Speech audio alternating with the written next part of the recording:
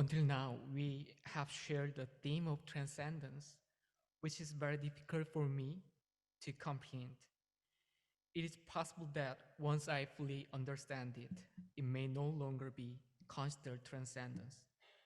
However, let me share one experience of the transcendent God in this chapel. Not only the topic itself, but hearing the message in English was not easy for me. I had to concentrate 2 or 3 times more than usual to understand what is shared. That goes beyond my background knowledge. Despite my inability to fully grasp the theme of transcendence, I experienced God's transcendent presence and comfort in this chapel. Therefore, I enjoyed attending, even though I couldn't fully comprehend the enigmatic concept, transcendence. And at times, I had transcendental moments. One day, during this semester, everything around me felt terrible. My relationships with my colleagues were strained. My faith in God weakened. And most importantly, I felt like a bad person. But I still went to chapel that day with the fullness of bad things. I can't fully remember the message, but one powerful phrase caught my attention. It was the familiar verse from Hebrews. Without faith, it is impossible to please God, because anyone who comes to him must believe that he exists and that he rewards those who earnestly seek him. In particular, the expression, anyone who comes to him must believe that he exists, struck me. I wondered if this applied only to those who were newly accepting Christ, not to all Christians. But I realized that I was one of the anyone referred to in this verse. Even though I had served as a pastor for a long time and came to this place to study the Bible, I had forgotten the basic fact that God exists, who is good all the time and walks with me through all difficulties and even in the midst of bad things. This Bible passage was like a whisper of comfort from God, but so powerful that tears filled my eyes after chapel and did not stop while I read the same passage over and over. It was an experience that transcended my explanation. I'm still inadequate. I often feel sorry for showing poor performance to esteemed professors. Among my exceptional peers, I worry that I'm the worst at English and that I'm not living harmoniously with everyone else. My impatience and desire sometimes outweigh my devotion to God. However, God approached me in an incomprehensible way. Though I can't fully understand it now, I believe that one day everything will be clear. When I stand before him reflecting on this moment, I will understand how he has existed in my life. Until then, I will continue to come to him with my shortcomings, knowing that he will come to me as much as I'm unable to reach him. So much, Aaron. Thank you. And Natasha, if you would come up.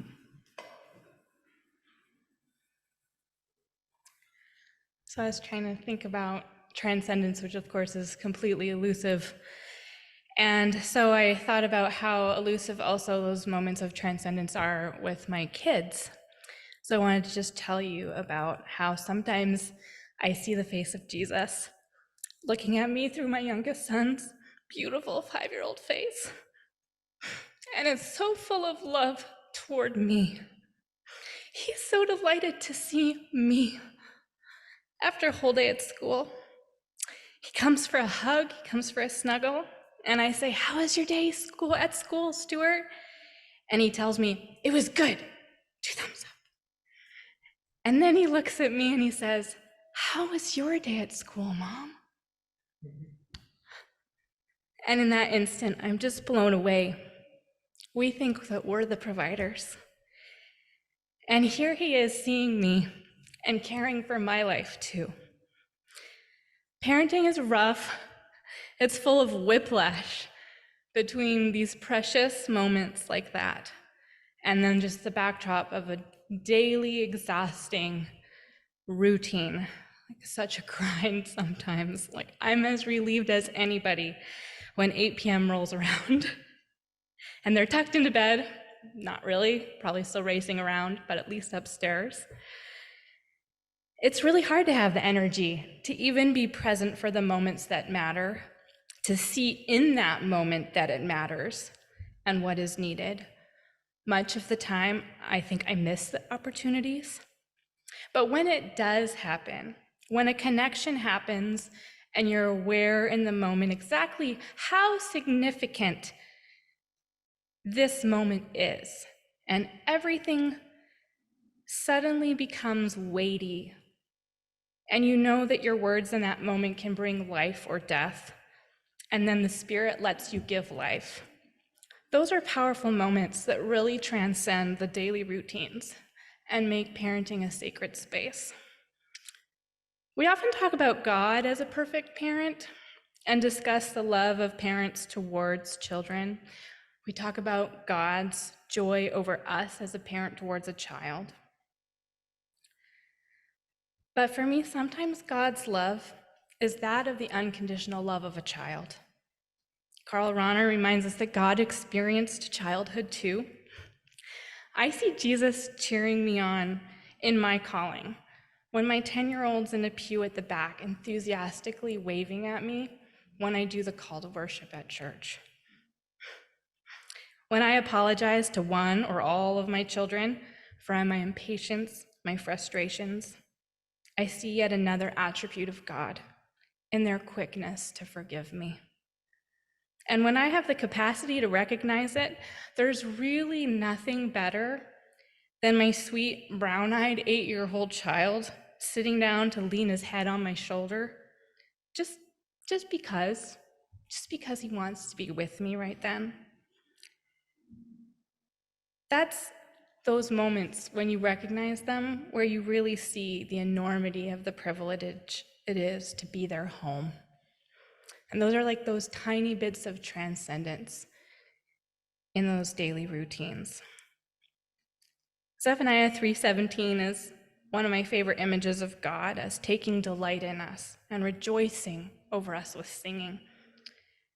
But what people more easily take delight in things and sing than children? Maybe God is like these children too, so willing to give and receive love. Thanks so much, Natasha. So I'm going to ask Ashley to share some things, and then Aaron Steckley, if you'll come up after.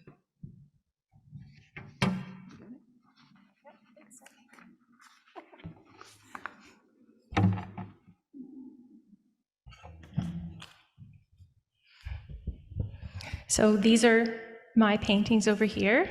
Yep, pull it up. Yeah. I'm a little thrown off today. I had my car wouldn't start and had a migraine last night, all sorts of things. So if I stumble through this, just give grace to me. These paintings are from a series of work I did called The Space Between. The series began in 2011 while I was studying at an art school in northern France for a semester. That was the point when I could no longer describe my subject matter representationally. I had to move into pure metaphor, and this meant moving into abstract art.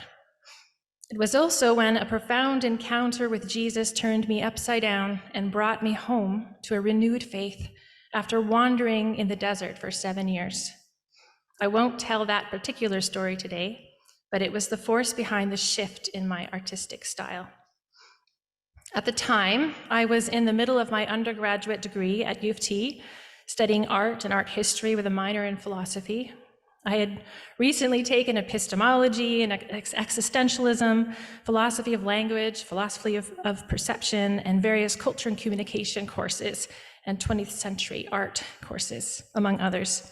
I was reading Dostoevsky and Foucault and Baudrillard and Frege, Wittgenstein, Schopenhauer and Nietzsche, Descartes, Barthes and Plantinga, and lots of other fun stuff like that. I find it fun. And now you know I'm a nerd. But much of this influenced my art. I was also listening to the music of Arvo Pärt, the quiet, simple, reflective pieces like Furalina, and thinking about the importance of space and breath and silence in music, in communication, in understanding the world around us. I was thinking about things like radio static and how empty, overlooked spaces are not really empty at all, but full of noise, full of atoms, full of electricity, full of energy. I was thinking about the pregnancy of the spaces between things, between words, between objects, between the human and the divine. I was interested in artistically describing the experience of sensing the existence of something beyond ourselves, which can only be understood via glimpses that singularly do not reveal its totality, but in movement over time provide more and more of the whole. And I was interested in what happens in those spaces between ignorance and knowledge. Perhaps, I thought, reality is not essentially composed of points or parts, but of relationships. But truly, the thing that was driving all of this wonder about the spaces between things and about gradual and piecemeal epistemic experiences was a hunger to know God more. I held a particular verse in mind as I worked on these paintings. 1 Corinthians 13:12. For now we see in a mirror dimly, but then we will see face to face. Now I know only in part, but then I will know fully, even as I have been fully known. So really, these paintings are about the mystery of a God who generously reveals himself to humanity in glimpses, and about learning to be comfortable in that mystery, to be at ease with our epistemic limits, even while desiring to know more, to allow ourselves to be overwhelmed by the impossibility of knowing the magnitude of God's fullness, even while savoring each morsel of his revelation and hungering for more, and to be comfortable existing within that paradox. I wanted to know the God who is, in some very real sense, beyond knowledge. And I treasured the promise that while we now only see him dimly through a fog, we will one day see him in his fullness and know him even as we are known.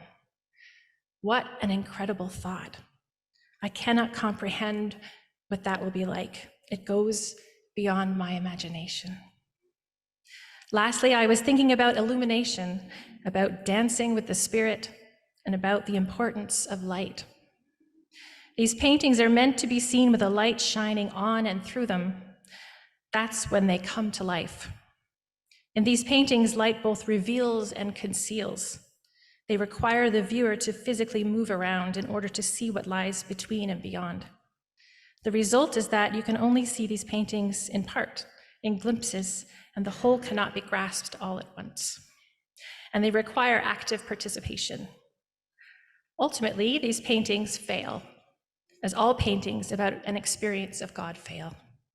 For who can comprehend or adequately describe his greatness? But they were certainly worthwhile. The road to seminary that God led me down was paved with Roplex and acrylic paint, with light and space and wonder. Thanks, Ashley. And Aaron, will you please come?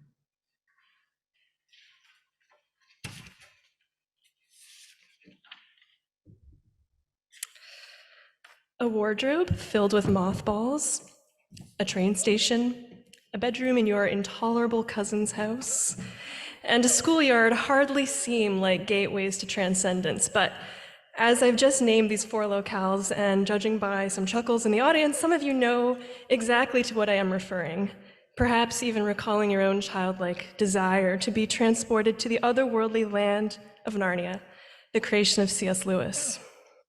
As a younger person, I was yearning for something beyond our world, and I would literally close myself up in closets and wardrobes, of course, only to be disappointed that I did not have the same success as Lucy Pevensey.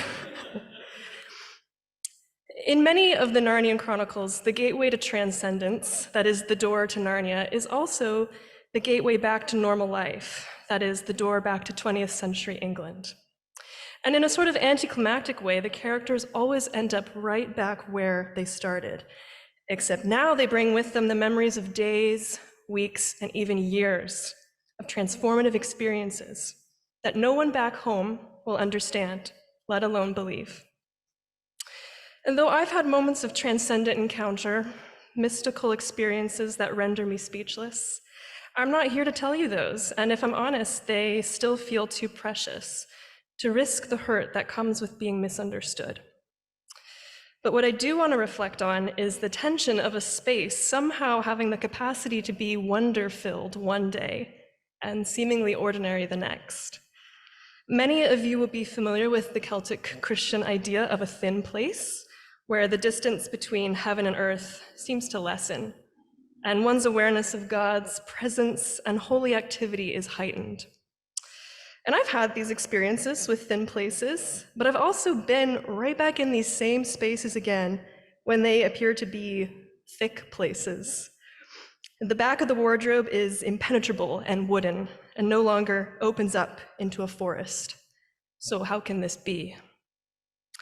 Well, I don't have a prescriptive answer for you. Rather, I would like to read you an excerpt from my very favorite novel, The Voyage of the Dawn Treader. So I'm going to be reading from some of the very last words of this book. And I invite you to imagine yourself in the story. You're a Pevensey child. You've seen, heard, tasted, and experienced things in Narnia that the folks back home in London are going to mock if you tell them. And you might not call it a testimony of transcendence, but you've experienced that which fails to be put into words. So what happens when you're asked to go back to the space that you fear is too mundane to meet him again? And why would you be drawn to Narnia only to be sent back to your own world? Well, rather than prescribe an answer to our own version of this question, I simply invite you to enjoy the concluding words of this story. "Please, Aslan," said Lucy, "before we go, will you tell us when we can come back to Narnia again? Please, and oh, do make it soon." "Dearest," said Aslan, very gently, "you and your brother will never come back to Narnia." "Oh, Aslan," said Edmund and Lucy, both together in despairing voices. "You are too old, children," said Aslan, "and you must begin to come close to your own world now." "It isn't Narnia, you know," sobbed Lucy. "It's you. We shall not meet you there. And how can we live never meeting you?" "But you shall meet me, dear one," said Aslan. "Are you there too, sir?" said Edmund. "I am," said Aslan, "but there I have another name. You must learn to know me by that name. This was the very reason why you were brought to Narnia, that by knowing me here for a little, you may know me better there." "And is Eustace never to come back here either?" said Lucy. "Child," said Aslan, "do you really need to know that? Come, I am opening the door in the sky." Then all in one moment, there was a rending of the blue wall, like a curtain being torn, and a terrible white light from beyond the sky, the feel of Aslan's mane and a lion's kiss on their foreheads, and then the back bedroom in Aunt Alberta's home at Cambridge. So it seems to me that it wasn't about the place at all, or even their transcendent encounters, but it was about the one who was drawing them there, and the one who bids them go home. And likewise, perhaps, by meeting Christ in his transcendence, we might know him better in his immanence as well. May we yield to the one who graciously allows both. Thank you, Aaron.